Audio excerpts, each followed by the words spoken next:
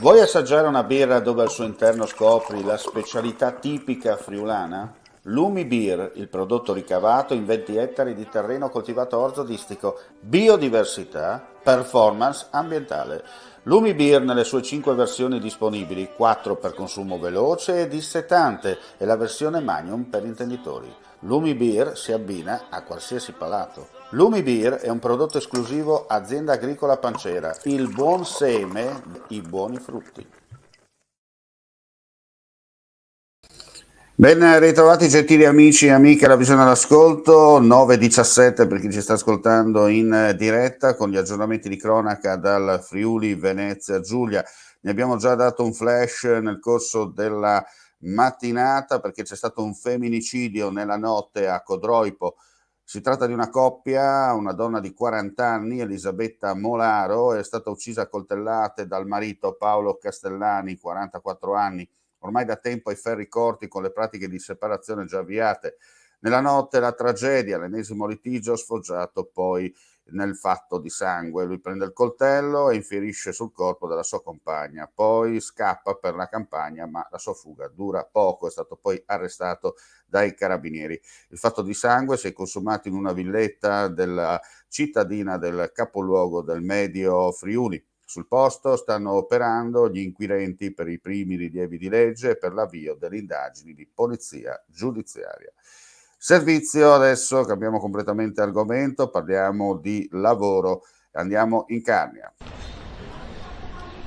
La sinergia tra il Carnia Industrial Park e Friuli Innovazione, che abbiamo messo in opera all'inizio del mandato con delle scelte societarie importanti, oggi offre uno dei suoi traguardi migliori.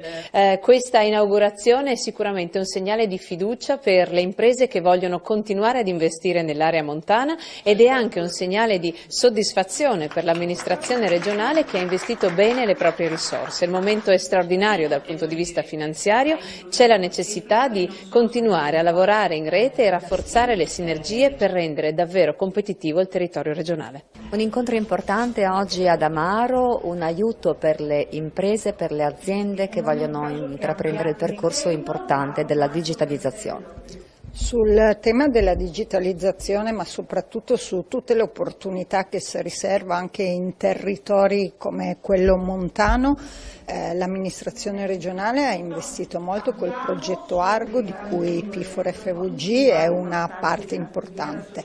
Sono servizi alle imprese, servizi rispetto a tutti i percorsi di formazione, sono servizi alle persone per sviluppare e per far crescere la competitività del territorio.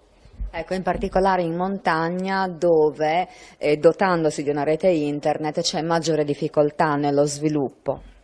È un tema rispetto al quale l'amministrazione regionale si è impegnata soprattutto negli ultimi anni. La competitività del nostro territorio si gioca sulle forme di aggregazione, sulle forme di collaborazione, sulla costruzione di reti. Quando si riesce a fare tutto ciò anche con il sistema della ricerca, si dà la garanzia di uno sviluppo che può accompagnare le nostre imprese e soprattutto e anche i nostri giovani. Cambiamo completamente argomento, ci trasferiamo sul mondo del lavoro, ma per quanto riguarda le risorse agroalimentari. Un giusto riconoscimento per un prodotto che ha almeno 50 anni di storia, questo è il commento dell'assessore regionale alle risorse agroalimentari Stefano Zanier, che su invito dei titolari si è recato in visita al prosciuttificio Fratelli Molinaro di Ragogna per celebrare l'avvenuto inserimento del prosciutto di Ragogna nell'elenco dei prodotti agroalimentari tradizionali, elenco che ogni anno il Ministero delle Politiche Agricole, Alimentari e Forestali aggiorna sulla base delle domande istruite e presentate da ciascuna regione. Con il prosciutto di Ragogna e la cipolla rossa di Cavasso Nuovo, le due new entry della revisione 2022, ha continuato l'assessore, il Friuli Venezia Giulia è arrivato a contare ben 181 prodotti, il doppio di quelli presenti nel 2001. Una testimonianza concreta della vitalità del comparto agroalimentare che sa svilupparsi e progredire coniugando tradizione e innovazione. E con questa notizia chiudiamo qui questa edizione flash. Ulteriori news come sempre sul nostro sito friulitv.net. Grazie per la visione e l'ascolto.